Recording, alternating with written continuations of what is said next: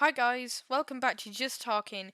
And as of this weekend, it has officially been a week since the opening of Alton Towers for the 2022 season. So, in today's video, we're going to be going through some of the changes and what's new for the 2022 season at Alton Towers. So, to start off, there's a new addition to the Retro Squad, which is a series of flat rides that were added to the park in the 2020 season. And it was basically just a filler to get people back into the park and sort of disperse the crowds due to social distancing. But of course, it has returned for 2022, and the new addition is Spin Jam, which is a Tivoli Extreme and is basically a better version of its predecessor. And of course, that was Mixtape.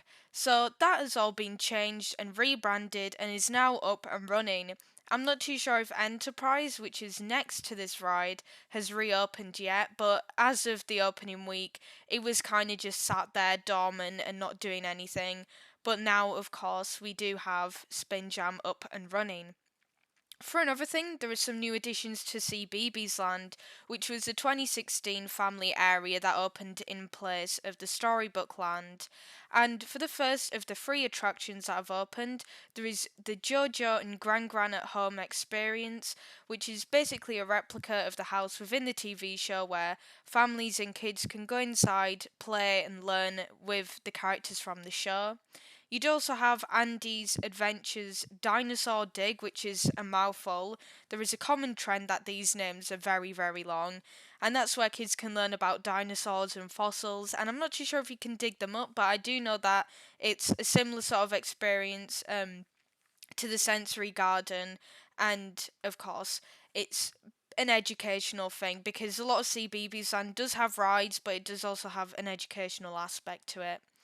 And then finally, you have the Hey Dougie Big Adventure Badge Playground, featuring common locations from the show, including the the Scouts Clubhouse. I'm pretty sure it's to do with some sort of scouting club, and that is to replace, I believe, a playground that was previously there that hadn't really been changed since the Storybook Land was there. There is also some paintwork and maintenance that has been done. There's been some fencing put up around the old Nemesis, like the elevator ride. I'm trying to think what it's called. Oh, Nemesis Subterra, and of course, Screwy Loops did point that out. But I'm not too sure what's going on with there's been scaffolding there if someone's tried to trespass it.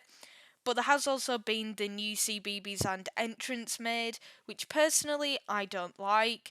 I definitely preferred the other one because it did remind me more of the Storybook Land. But also, the fact that the trees are still behind it, to me, just is a bit of an obnoxious design. But I'm not too sure, really. There is also new screens on Wicker Man, so the fire within the Wicker Man, it wasn't the most realistic, but the screens have now been updated, or even just a video it plays. I'm not too sure which one, but yeah, they're looking so much better, and the flames do look a lot more realistic because, of course, you do have the faux fire on the shoulders of the Wicker Man, but now you do have a lot. Like a better experience as you approach the Wicker Man in your train. And then there are also the usual events happening this year, and I'll discuss when those are on for this first side of the year. So we do have the Festival of Thrills event that is new for 2022, and that is where live music will be played. I'm not too sure if it's based on the rides, if it's a live rendition of the ride's theme song, or if they'll just be playing live music in general to get the hype up around different coasters.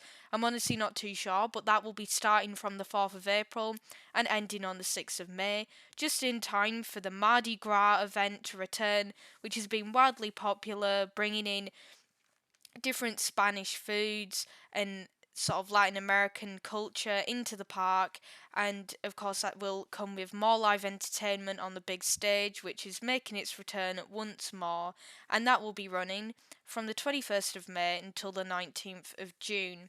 And then going into the autumn times, you do, of course, have Oktoberfest returning, and they are promising for it to be bigger and better, which might mean there is even more food there. I'm not too sure how they'd manage that, but they'll be definitely bringing in some more entertainment, more food, and it's a very popular event at the park. And They have all the live shows, music, food, and the different characters that come around for the seasonal event. And that will be running from the 10th of September to the 2nd of October. And then after that, you will still have your Alton Towers Christmas and also your Scarefest.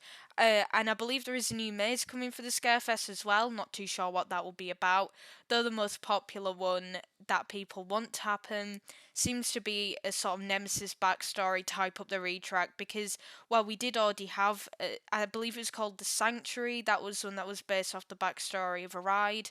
I'm pretty sure that people still want some more information on the Nemesis backstory because it was very interesting, and we are hoping to get an advertisement campaign that is themed similar to the Smiler with the Nemesis when it gets retracked.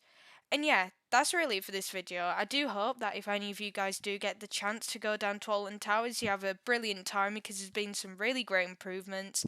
Um, I do hope that people are enjoying the Retro Squad rides, though I do hope that they do put in some permanent flat rides rather than being these UK Fair Circuit type of rides, because you can clearly tell that they usually would do the fairground circuit around the UK, and they've just kind of been put there. They do look a bit out of place, and I do think for the ones that are really popular, such as the ones that have returned, that they will stay. But for the foreseeable future, Retro Squad will be repeating its course because we do, from the trailer, know that there are a list of different Retro Squad rides that will be coming potentially in the future, and Spin Jam was one of those in the original trailer that you can see. So yeah, I do hope you've enjoyed this video, and of course, if you did enjoy it or you learned anything about the new season, make sure to like, comment, and subscribe. And yeah, this is just talking. Bye bye.